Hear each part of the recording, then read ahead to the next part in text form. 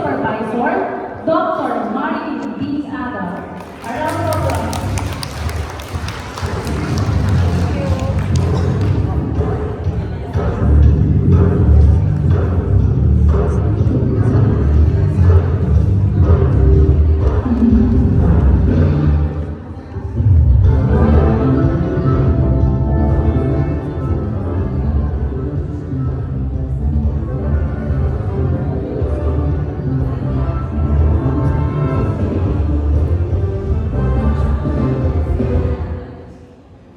Good afternoon sa inyo lahat.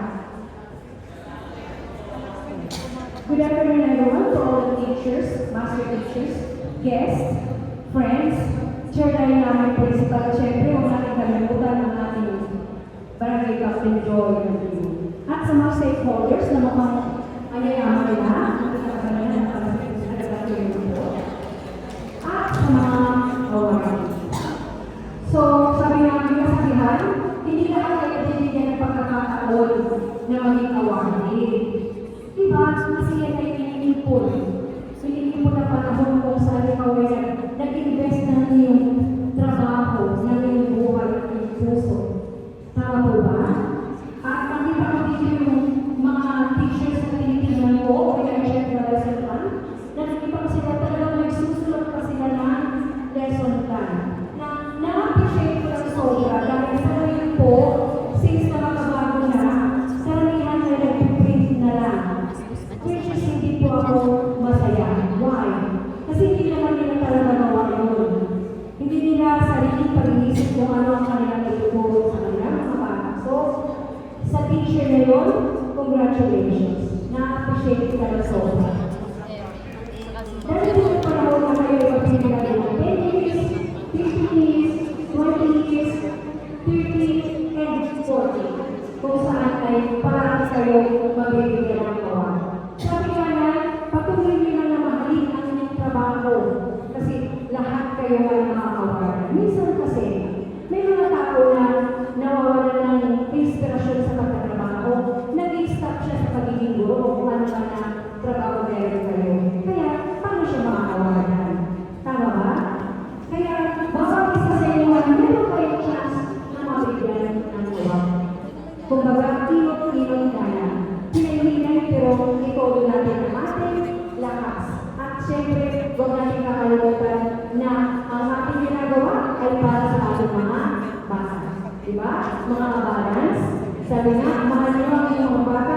Nakita ko rin dito ang mga estudyante o mga principals ay manilinis.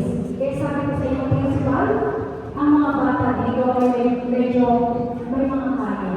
Kasi kung marami ako napuntahan eskwelahan na ako mismo ay nagbibigay ng, alam mo yung good morning na tawag? Good morning na tawag. Bibigyan ko yung estudyante o yung kapwa-estudyante na malaki na, anak, punasan mo to, basahin mo, para ibigay mo sa kaklase mo, para punasan ang mukha. So yung mga simpleng act of love, sabi ka, ng guro, ay talaga namang ka-award-award yan. Pero ito ngayon, ibang klase award ito. This is because of your loyalty in your school. Tanda nila, lahat kayo ay may pagkakataon na magkaroon ng meron award. Hantayin nyo lang. No? So, pero, the more na pag nasigyan kayo ng awards, mas lalo kayo titingalanin ng mga bata at ng kapwa nyo guro. Tama ba? At ng kapwa nyo co-worker nyo. So, dapat, parang kayo mag-guro ng effort at saka ipakita nyo na you are a model teacher. Hindi lang sa salita, kung hindi sa gawa. Hindi lang sa award na nakakasama. No? So, your hard work and perseverance have paid off. Congratulations on your well-deserved success. You are an inspiration. Warmest congratulations on your achievements and wishing you even more success in the future.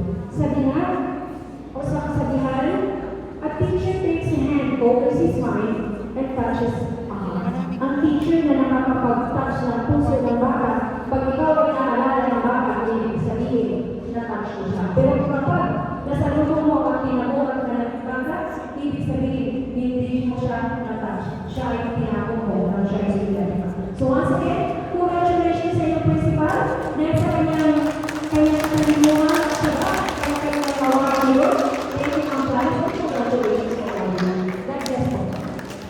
Thank you, Ma'am Amor.